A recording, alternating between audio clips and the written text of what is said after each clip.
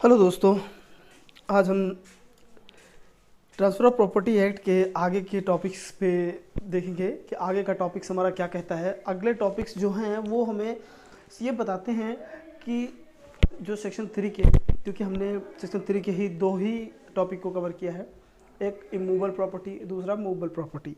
तो अब जो चीज़ें हैं समझ में हमको आनी चाहिए, वो सबसे पहली चीज़ क्या है कि डिफिनीशन क्लॉज में दी हुई हैं मॉर्गेज डेट, इंस्ट्रूमेंट और ऐसे बहुत सारे हैं जो अटेस्टेड होंगे, ठीक है, अटेस्टेशन जिसको बोलते हैं, ठीक है, उसकी डिफिनीशन हमको समझनी है। एक्शनेबल क्लेम है, उसकी डिफिनीशन समझनी है हमको।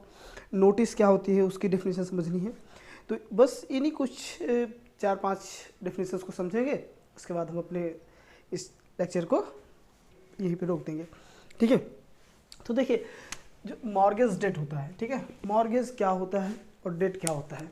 मॉर्गेज दूसरी चीज़ हो गई, डेट दूसरी चीज़ हो गई, ठीक है। दोनों का मतलब अलग अलग होता है। डेट मतलब होता है किसी के ऊपर किसी का कर्जा, ठीक है, किसी के ऊपर किसी का कर्जा। मैंने किसी से कोई सामान ले रखा है, वो मेरा डेट है, मुझे उसे पे करना होगा। I am the debtor for him, ठीक है, I am the debtor for him, मैं उसके लिए डेटर हूँ, मैं उसका कर्जदार हूँ, मुझे उसको पे ऑफ करना है। लेकिन मॉर्गेज क्या होता है कि मान लीजिए मुझे लोन चाहिए, ठीक है, लोन चाहिए एक बैंक से।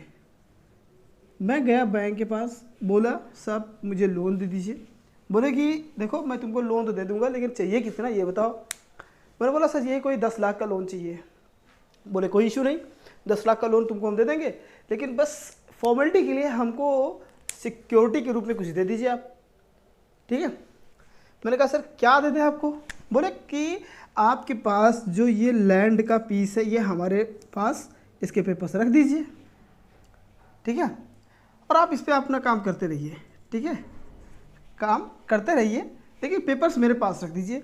जब पैसे आ जाएं तो आके अपना पैसे, अपने पेपर्स हमसे ले लीजिए, हमारे पैसे हमको दे दीजिए, ठीक है। तो ये पीस ऑफ लैंड जो मैंने बैंक के पास रखा सिक्योरिटी के लिए, ठीक है, ये क्या हो गया, मॉर्गेज हो गया, ठीक है, मॉर्गेज ठीक है।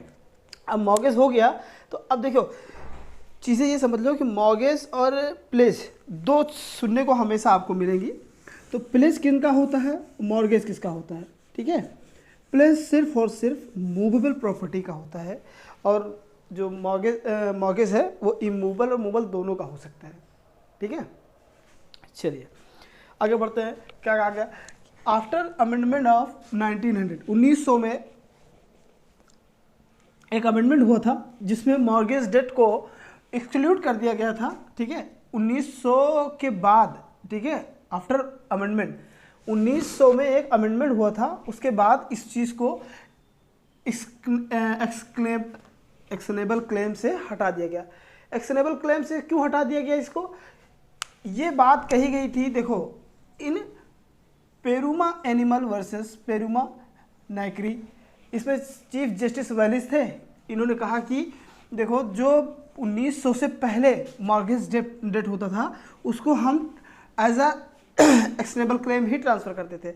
अब इस चीज़ को समझने के लिए पहले तो ये समझो कि एक्शनेबल क्लेम क्या होता था, ठीक है, एक्शनेबल क्लेम को हम कैसे समझते थे।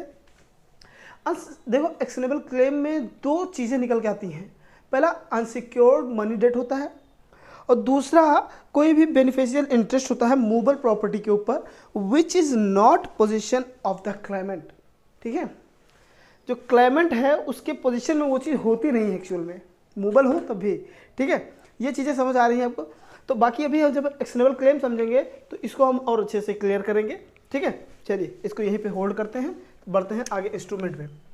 Instrument according to section 3, instrument as a non testamentary instrument, instrument means a legal document. अच्छा भैया, चलो एक चीज़ तो इससे समझ में आई कि इंस्ट्रूमेंट जो होता है वो एक लीगल डॉक्यूमेंट होता है, ठीक है, लीगल डॉक्यूमेंट होता है, और ये नॉन टेस्टामेंट्री इंस्ट्रूमेंट को ही कवर करता है, टेस्टामेंट्री को नहीं करता। क्यों, क्योंकि टेस्टामेंट्री जो होते हैं वो होते क्या है ये समझिए।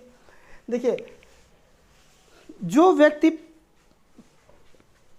ऐसी कोई डॉक्यूमेंट बनाए, ऐसा कोई नोटिस तैयार करे, या ऐसा कोई मतलब स्टेटमेंट तैयार करे, उसको इफेक्ट में तब लाया जाए उसके एब्सेंस में, यानी कि वो जब पास्ट हो जाए, दुनिया से चला जाए, तब लाया जाए। जैसे कि विल, अब विल क्या होता है, वो टेस्टामेंट्री होता है। या सक्सेशन, जो सक्सेशन होता है वो भी हमारा टेस्टामेंट्री में ही आता है। नॉन टेस्टामेंट्री मतलब कि कोई ऐसा डॉक्यूमेंट, ठीक है, कोई ऐसा लीगल डॉक्यूमेंट जो बिटवीन टू लिविंग पर्सन्स के बीच में कंप्लाई करे, ठीक है। इन दो जीवित व्यक्तियों के बीच में ही उसका आदान प्रदान हो, एक दूसरे को ट्रांसफर्ड हो, या एक दूसरे उस पर डीलिंग करें, ठीक है। फिर उसके बाद हम समझते हैं, इसी के साथ लगे हाथ समझ लेते हैं कि अगला जो टॉपिक हमारा है अटेस्टेड, उसको क्या कहते हैं। आइए देखते हैं आगे, अगला जो हमारा टॉपिक है वो है अटेस्टेड, ठीक है। अटेस्टेड किसको कहेंगे, कब कहेंगे, ठीक है, और इसके लिए क्या ज़रूरी है। तो सबसे पहली चीज़ अगर हम देखें तो हमारा ये कहता है कि ये एक फॉर्मल डॉक्यूमेंट है जो साइन किया जाएगा विटनेस के द्वारा, ठीक है। कोई फॉर्मल डॉक्यूमेंट होगा जिसको विटनेस के द्वारा साइन किया जाएगा। The transferors of the property are known as executant, ठीक है।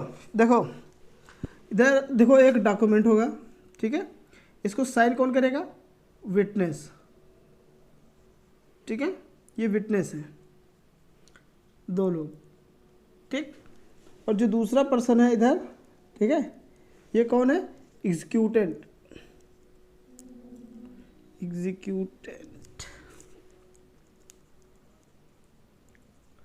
ठीक है, ये इसका ओनर है, अभी ये ट्रांसफ़र कर रहा है, ठीक है, किसी को। तो उसके लिए कम से कम दो विटनेस की ज़रूरत पड़ेगी और उन्हीं के द्वारा वो साइन किया जाएगा। तो देखो क्या बातें लिख के आई इधर, हम देखते हैं। The amendment act 1926 which mention that there must be two or more witnesses who must sign the document in presence of the executant, not necessarily at the same time, but they shouldn't be the party of the transfer। देखो 1926 में एक amendment आया, उस amendment में ये कह दिया गया कि जो भी ट्रांसफ़र होंगे, जितने भी ट्रांसफ़र होने हैं, ठीक है, किसी के भी द्वारा, किसी भी एग्जीक्यूटेंट के द्वारा, तो वहाँ पे कम से कम दो विटनेस होने चाहिए जो उन विटनेसों के द्वारा उस डॉक्यूमेंट पे, उस ट्रांसफ़र डीड पे साइन करवाने होंगे, ठीक है। अब देखो जो डॉक्यूमेंट है, ठीक है, जो या फिर जो ट्रांसफ़र डीड है, उस पर साइन कराने के लिए, ठीक है, डीड मतलब एक ऐसा होता है कि एग्रीमेंट होता है, ठीक है, पेपर का, जैसे कि खारिज दाखिल कराना है ज़मीन का या फिर ऐसा कुछ होता नहीं है, तो उसमें चीज़ों को साइन करनी पड़ती है, उस पर साइन करनी पड़ती है, उस पेपर्स पे, उन पेपर्स पे खुद के जो बंदा ट्रांसफ़र कर रहा है, मान लीजिए मेरी एक ज़मीन है, ये एक बंदा है, इसकी ज़मीन है, ये बेचना चाहता है किसी को, ठीक है, ये किसी को बेचना चाहता है, तो उसके लिए इनको बेचना चाहता है, ठीक है, इनको, तो उसके लिए क्या है कि ये एग्जीक्यूटेंट होगा, ये एग्जीक्यूट मतलब इन्हीं को भेजा जा रहा है, ठीक है, ये बायर है और ये दोनों विटनेस हैं। इनके साइन करने के बाद, जब ये साइन कर देंगे तभी ये साइन करेंगे, ठीक है, इस पेपर पे, ठीक है, इन्होंने लिख दिया कि हम, इन्होंने भी साइन कर दिया, फिर अब इन दोनों को भी साइन करनी होगी अपने, ठीक है। इनके बाद ये जैसे साइन किए तो ये चीज़ क्या हो जाएगी, आगे प्रोसेस में आ जाएगी कि बढ़ना है नहीं बढ़ना है। फिर इस बात को सुप्रीम कोर्ट ने क्या कहा इस बात पे, संत लाल वर्सेस कमला प्रसाद का 1952 में एक केस आया। इस केस में सुप्रीम कोर्ट ने कहा कि देखिए हर विटनेस साइन करेगा सिर्फ और सिर्फ तभी जब एग्जीक्यूशन कंप्लीट हो जाएगा। एग्जीक्यूशन मतलब ये होता है कि जो डॉक्यूमेंट है उस पर साइन एग्जीक्यूटर का, यानी कि जो बंदा ट्रांसफ़र कर रहा है, जिसकी प्रॉपर्टी है, जो ट्रांसफ़र कर रहा है, उसके साइन होने के बाद ही वो साइन करेंगे। विटनेस सिर्फ और सिर्फ इनके एग्जीक्यूटर के, इनके साइन करने के बाद ही ये लोग साइन करेंगे, उससे पहले नहीं करेंगे। अदरवाइज अन्यथा यह क्या हो जाएगा, ये वैलिड ट्रांसफर अटेस्टेशन नहीं माना जाएगा, अन्यथा इसको वैलिड अटेस्टेशन, वैलिड सिग्नेचर नहीं माना जाएगा, ठीक है। जो ये लोग सत्यापित कर रहे हैं वो सत्यापन वैलिड नहीं माना जाएगा, ठीक है। तो इस पे अगर हम ध्यान से देखें तो इस पर क्या क्या निकल के आ रही है, इस इसेंशियल पॉइंट पे अगर हम ध्यान दें तो जो आवश्यक तत्व हैं वो क्या क्या निकल के आ रहे हैं।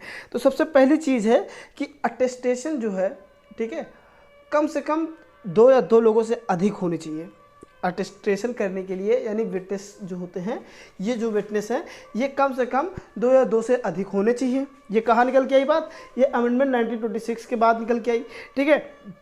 उसके बाद क्या और होना चाहिए भाई, देखो सभी विटनेस को, ठीक है, इस पर्सन के सामने प्रेजेंस में ही साइन करना है। ये जो विटनेस है ऐसा नहीं कह सकते कि भाई आप जाओ हम साइन कर देंगे, ऐसा नहीं है, इसके सामने ही इनको साइन करना पड़ेगा, ठीक है। और जो भी विटनेस हैं, ठीक है, जो भी विटनेस हैं वो साइन तो करेंगे प्लस अपने थंब इम्प्रेशन भी डालेंगे उस पर, ठीक है।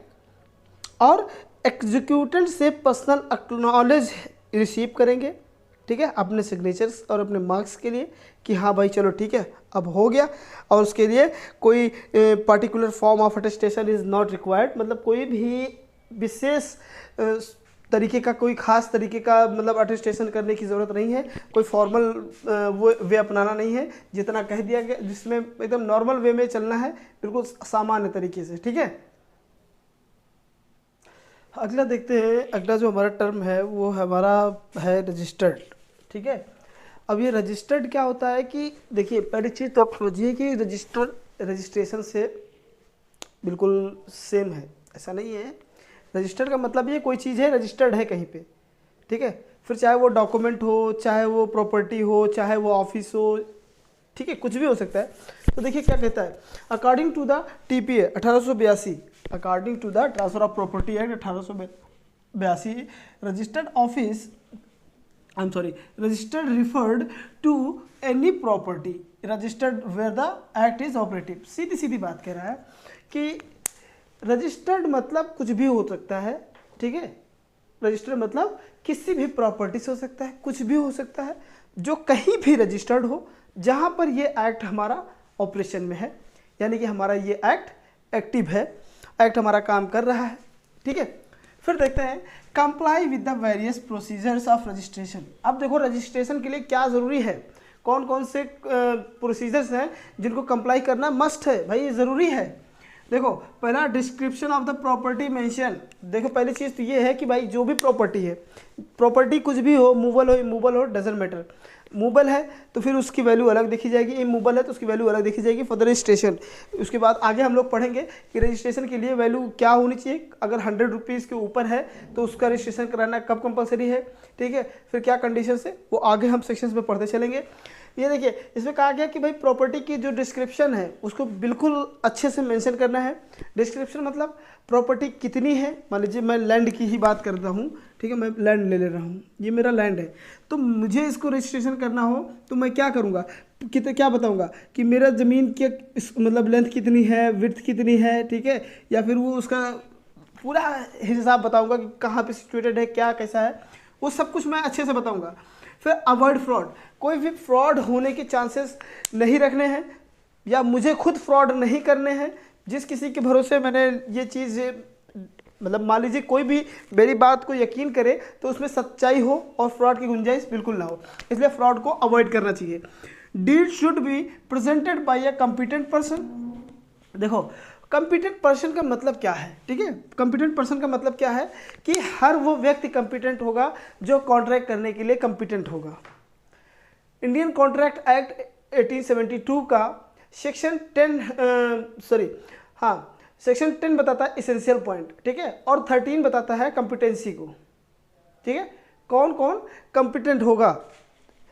तो अब वो चीज़ समझने के लिए, ठीक है, हमको ये चीज़ देखना होगा कि भाई कोई भी पर्सन कॉम्पिटेंट कब होगा, तो वो साउंड माइंड का नहीं होना चाहिए, ठीक है, और वो मेजर होना चाहिए, माइनर नहीं होना चाहिए। तो ये सारी चीज़ें जो हैं वो एक के बाद एक उसमें जितनी चीज़ें लिखी हुई हैं वो सभी को फुलफ़िल करना है, ठीक है, उसको मेंशन करना है वहाँ पे। और ऐसा कोई भी एक्ट नहीं होना चाहिए, ठीक है। हमने देखो सीधा सीधा बताया था आप लोगों को कि कैपेसिटी टू कॉन्ट्रैक्ट यानी कॉम्पिटेंसी की बात जो मैं कर रहा था, तो वहाँ पे मैंने आपको एक चीज़ बताया था कि कोई भी कॉन्ट्रैक्ट, ठीक है, कोई भी कॉन्ट्रैक्ट तब तक नहीं होगा जब उसमें सेक्शन 10 के एसेंशियल पॉइंट्स मिसिंग हो गए। ठीक है, तो देखो आपको देखना है कि कोई भी पर्सन, ठीक है, जो कॉम्पिटेंट हैं, ठीक है, वही कर सकते हैं। ठीक है, अब कॉम्पिटेंसी की बात करें अगर, ठीक है, तो सेक्शन 11 हमारा बताता है कि मेजर होना चाहिए, ठीक है, साउंड माइंड का होना चाहिए और डिस्क्वालीफाई ना किया गया हो किसी एक्ट से कि कॉन्ट्रैक्ट नहीं कर सकते तुम। ठीक है, तो वही सब चीज़ें यहाँ पे भी वही कॉम्पिटेंसी की बात की जा रही है। यहाँ पे एक पॉइंट और जोड़ देना है कि जो पर्सन ये चीज़ डीड शुड बी प्रेजेंटेड, जो डीड को प्रेजेंट कर रहा है वो कॉम्पिटेंट तो होगा एज वेल एज उसके पास ओनरशिप भी, यानी कि राइट भी होगा, राइट टू प्रेजेंट डीड। ठीक है, और दूसरी चीज, the property must be registered in the same territory where the register office is situated. अब जहाँ पे उसको रजिस्ट्रेशन कराना है, जिस ऑफिस पे रजिस्ट्रेशन कराना है, उसके टेरिटरी में ही कहीं ना कहीं सिचुएटेड होना चाहिए। ठीक है, वहीं पे उसका रजिस्ट्रेशन होगा। ठीक है, जहाँ पे प्रॉपर्टी का रजिस्ट्रेशन वहीं पे होगा। ठीक है, उस रजिस्टर ऑफिस से किसी भी ऐसे क्षेत्र पे, ऐसी टेरिटरी में जहाँ पे रजिस्टर ऑफिस मौजूद है। रजिस्टर, तो मान लीजिए ये रजिस्टर ऑफिस है, ठीक है, और इसका जो क्षेत्र है यहाँ इधर यहाँ तक है, फिर इसके बाद इधर यहाँ तक है, इधर यहाँ तक है, ठीक है, इधर यहाँ तक है। तो ये जहाँ तक इसका टेरिटरी है, तो इसके बीच में ही कहीं ना कहीं पे वो होने चाहिए। फिर वो रजिस्टर ऑफिस ये है, वो यहाँ पे हो सकता है, यहाँ पे हो सकता है, यहाँ पे हो सकता है, यहाँ पे हो सकता है, यहाँ पे हो सकता है, यहाँ कहीं भी हो सकता है, बस इसके बाहर नहीं होना चाहिए। ठीक है ना, इस सर्कल के अंदर ही होना चाहिए। तो आई होप आपको ये चीज़ समझ में आ गई होगी कि रजिस्टर्ड क्या होता है। ठीक है, अभी हमको एक दो पॉइंट और हैं, एक दो टर्म और हैं, उनको भी समझ लेना है, उसके बाद आज का ये लेक्चर समाप्त कर देंगे। तो दोस्तों अगला पॉइंट है नोटिस। ठीक है, तो नोटिस देखते हैं, नोटिस से क्या कहता है। नोटिस का मतलब होता है नॉलेज ऑफ फैक्ट। ठीक है, कि आपको notice refers to knowledge of fact. Notice आपको है किसी चीज़ की जानकारी, किसी चीज़ की है, किसी बात की या नहीं है, ये देखा जाता है। ठीक है, तो इसके जो मेन सर्कमस्टांसेस हैं, ठीक है, वो according to transfer of property act 1882 इसको दो भागों में बांटा गया है, एक्चुअल या फिर इम्प्लाइड नोटिस, और दूसरा कंस्ट्रक्टिव नोटिस। तो ठीक है, अब इन चीज़ों को देखो, हमने पहली चीज़ तो समझा कि नोटिस रिफर्स करता है सिर्फ और सिर्फ नॉलेज ऑफ फैक्ट को। ठीक है, कि आपको नॉलेज है उस फैक्ट का कि नहीं है। ठीक है, तो देखो सबसे पहली चीज़ आपको ये समझना है, ठीक है, नोटिस में कि क्या कर सकते हैं हम और क्या नहीं कर सकते हैं। देखो, person is said to have notice of a fact. Person को नोटिस है किसी बात की या नहीं, ये कब कह सकते हैं? पहला, जब वो एक्चुअली उस सच में, जब वो वास्तव में उस बात को जानता हो, या फिर वो जान सकता था अगर इंक्वायरी करता, या फिर कोई किसी से पूछता या कुछ सर्च करता तो उसको उस चीज़ के बारे में पता चल जाती। ठीक है, उसने ऐसा नहीं किया तो उसको पता नहीं चला, लेकिन अगर करता तो पता चल जाता। ठीक है, तो अब जो बात है एक्चुअल नोटिस और कंस्ट्रक्टिव नोटिस में, इससे पहली चीज़ ये समझ लीजिए, एक्चुअल नोटिस मतलब डायरेक्ट और express knowledge of a fact.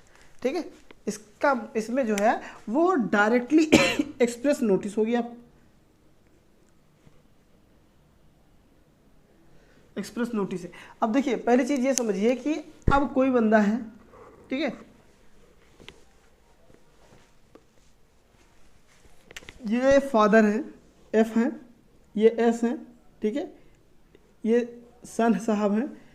Father ने एक प्रॉपर्टी ली और उसको बेचना है। ठीक है, फादर ने बेच दिया किसी बायर को। ठीक है, बायर को बेचा, अपने लड़के को इन्होंने डायरेक्ट बता दिया, या डायरेक्ट लड़के के सामने बेचा गया।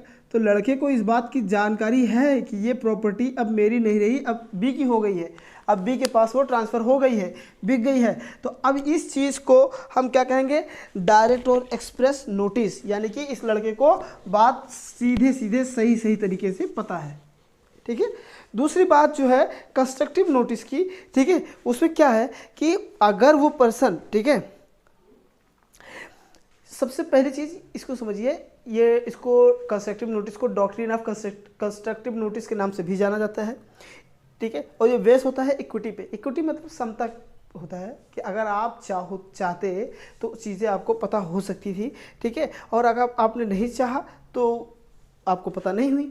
लेकिन इस केस में क्या होता है, कोर्ट हमेशा मान के चलता है, ठीक है, कोर्ट हमेशा एज्यूम करता है, क्या एज्यूम करता है, कोर्ट एज्यूम ऑलवेज, ठीक है, एज्यूम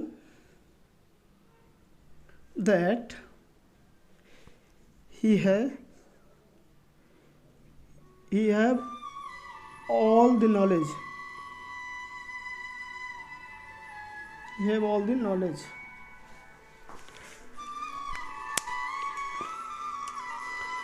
वो उसको पता चल रहा है कि देखिए सबसे पहली चीज़ क्या है कि उसको पता है कि कोर्ट एज्यूम करता है कि आपको मान के चलता है कि आपको सारी बातों का पता है, सारी बातों की खबर है, ठीक है।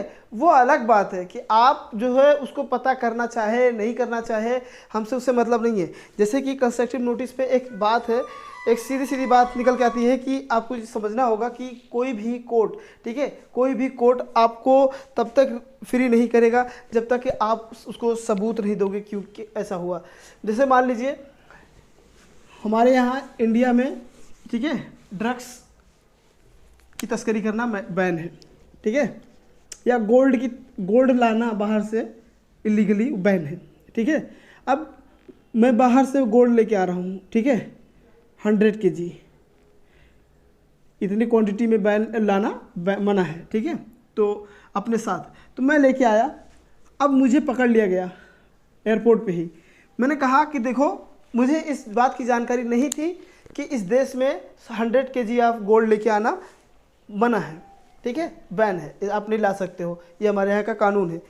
तो हम गए कोर्ट में हमने फिर से यही बात रिपीट की, जब साहब हमको पता नहीं था कि हमारे देश में ये 100 किलो सोना लेके आना मना है या नहीं ला सकते आप, कानून है ऐसा यहाँ का, हमको इस कानून के बारे में पता नहीं था। तो कोर्ट कहता है जिस दिन से हमने ऑफिशियल गैजेट में, यानी कि जिस दिन से ऑफिशियल गैजेट में गवर्नमेंट ने क्या कर दिया, नोटिफाई कर दिया, ठीक है, नोटिफाई कर दिया, उसी दिन से हम अज्यूम करते हैं कि सबको पता चल गया है, ठीक है। जिस दिन से ऑफिशियल गैजेट में नोटिफाई कर दिया गया, नोटिस दे दी गई, आप उसको देखें नहीं देखें आपकी मर्जी है, लेकिन हम मानेंगे कि आपको चीज़ें पता हो गई हैं, ठीक है। इससे अब यहीं पे इसको आई होप आपको ये सब समझ में आ गया होगा। अब एक पॉइंट और बचा है, उसको भी समझ लेते हैं। हेलो गाइस, तो ये चीज़ है कि अभी आपने जो देखा अभी तक, ठीक है, नोटिस देख लिया हमने, ठीक है, उससे पहले हमने हर चीज़ देखी। अभी एक चीज़ बचा है, एक्शनेबल क्लेम। ये जो है हमारे डिफिनीशन क्लॉज का, सेक्शन 3 का, इंटरप्रिटेशन क्लॉज का, ये मैं आज के लिए कहूँगा कि ये कंप्लीट टॉपिक रहेगा, ठीक है, आखिरी टॉपिक रहेगा। इसके बाद हम कुछ और देखेंगे, ठीक है। तो पहली चीज़ क्या है कि आपको समझना है कि a claim to any debt, ठीक है, एक ऐसा क्लेम जो किसी भी कर्ज पर हो, जो किसी भी डेट पर है, ठीक है, उसको छोड़ करके जो मॉर्गेज किया गया है इमूवेबल प्रॉपर्टी पर, या प्लेज या हाइपोथिकेशन किया गया किसी मूवेबल प्रॉपर्टी पे, यानी कि अनसिक्योर्ड मनी डेट उसको कहेंगे हम, ठीक। दूसरा, कोई क्लेम होगा बेनिफिशियल इंटरेस्ट, क्लेम करेगा कौन, अगर कोई बेनिफिशियल है जिसका इंटरेस्ट है उस मूवेबल प्रॉपर्टी में जो प्रेजेंट नहीं है, जो पोजीशन में नहीं है उस क्लेमेंट के, ठीक है, उसको हम देखेंगे। इसमें क्या कहता है कि पहली चीज़, जैसे कि मान लीजिए ए है, ठीक है, उन्होंने दिया है बी को, ठीक है, ए ने बी को क्या दिया है, ठीक है, अपना हाउस दिया है। A has given his house to be for rent, ठीक है, ये ए ने बी को अपना हाउस दिया है रेंट पर, ठीक है। ये अब इसने हाउस दिया, अब इसको क्या देना है, इसको रेंट देना है, ठीक है, इसने हाउस दिया है, इसको रेंट देना है। अब तो अब देखिए, अब यहाँ पे बी ने रेंट पे नहीं किया क्योंकि उसके पास, because this would amount to an actionable claim, ठीक है, आई एम सॉरी, हाँ देखिए, अब बी ने रेंट पे नहीं किया, तो अब ये ए का राइट हो गया कि भाई इसके ऊपर एक्शन लेकर के अपना राइट क्लेम कर ले, अपना पैसा क्लेम कर ले, ठीक है। तो वही बात है, चलिए ठीक है, धन्यवाद आज के लिए।